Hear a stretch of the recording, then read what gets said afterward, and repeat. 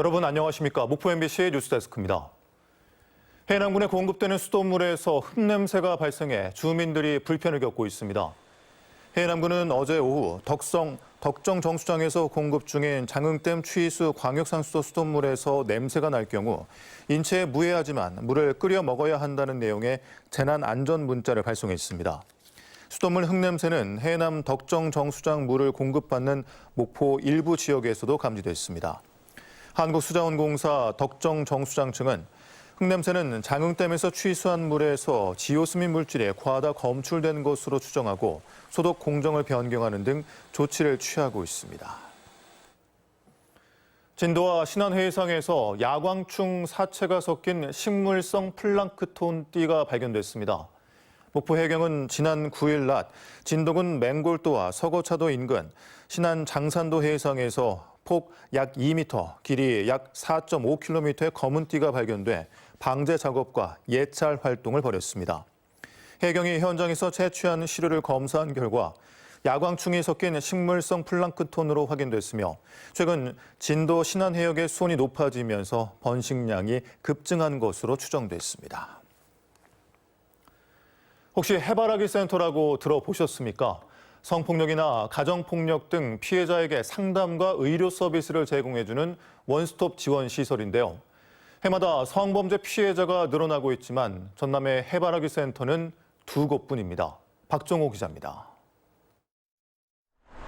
지난 2019년 11월 영광군에 문을 연 해바라기 센터입니다. 20여 명의 직원이 성범죄 피해자 심리치료와 응급조치 등 서비스를 제공하고 있습니다. 4년 전 목포에 있던 시설이 병원 측의 운영 중단 결정으로 영광으로 옮겼습니다. 그런데 목포와 해남, 진도 등 전남 서남권 일부 지역에서는 거리가 멀다 보니 성범죄 피해자들의 신속한 지원이 어려운 실정. 실제로 지난해 전남경찰에 접수된 성폭력 피해자는 1000여 명에 달했지만 해바라기 센터 이용자는 30%에 불과했습니다. 목포 인근에 있는 피해자들이 영광까지 가는데 굉장히 거리가 거의 한 2시간 정도 소요가 되잖아요. 시간 소요도 엄청나게 이제 피해자들 입장에서는 이제 지원받는데 좀 한계가 있어서. 전남 지역 해바라기 센터가 담당하는 면적은 전국에서 2번째로 넓지만 전남에 있는 해바라기 센터는 영광과 순천 2곳뿐입니다. 해바라기 센터가 적습니다. 2개서로. 그래서 저희들이 강진의료원에서 그쪽으로 신규 센터를 하나 만들어 볼까 하고 있습니다.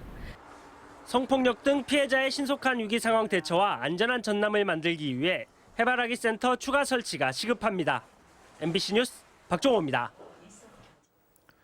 도심 한가운데 울창한 숲을 만끽하며 맨발로 걷는 숲속 산책로가 잇따라 조성되고 있습니다. 건강을 위해 찾는 이들이 많은데요. 오감으로 즐기는 황토 맨발길을 허연주 앵커가 다녀왔습니다. 뜨겁게 내리쬐는 햇살에도 울창한 수목이 그늘을 들이웁니다. 숲길 사이로 맨발로 걷는 사람들이 눈에 띕니다. 2년 전 양을산에 맨발길이 처음 생긴 이후 호응이 조차 목포 오감 초당산에도 최근 맨발길이 조성됐습니다. 울창한 숲 사이로 이렇게 걷다 보면 시원한 황토의 촉감이 발에 그대로 전해집니다. 아파트가 밀집한 도심 한가운데 만들어진 1km 맨발 둘레길에는 찾는 이들이 늘어나고 있습니다. 동네 주민들이 아파트에서 많이 살잖아요. 그래서 땅의 기운을 갖다 못 느끼고 살다가 여기 와서 그러니까 심리적으로 건강해진 기분이네요. 맨발 걷기는 지압과 접지 효과를 통해 면역력을 높이고 불면증, 스트레스 해소에도 도움을 주는 것으로 알려져 있습니다.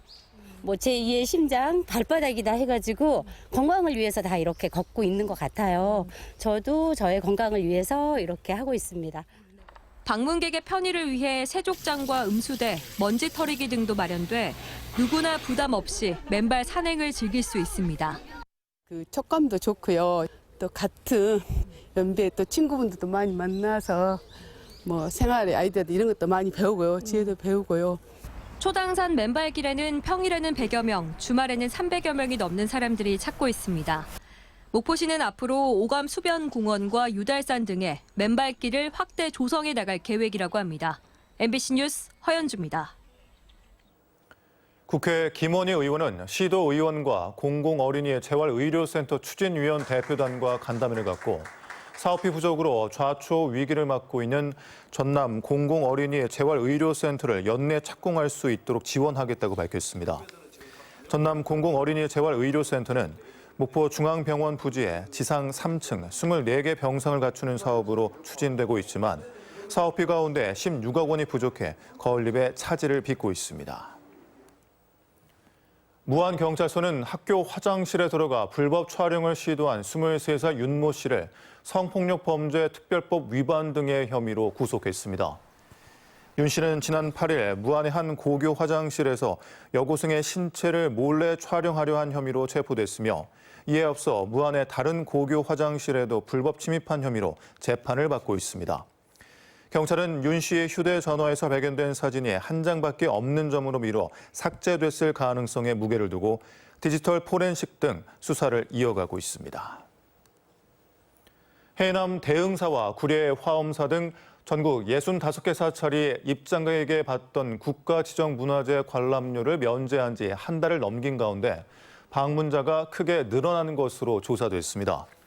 불교계 등에 따르면 무료 입장 시행 후 작년 같은 시기보다 방문객이 50% 정도 늘어나는 것으로 파악했다며 이 제도를 뒷받침하기 위해 내년에는 자동 계수기 등 설비 확충을 위해 올해 552억 원보다 더 많은 예산이 필요하다고 밝혔습니다.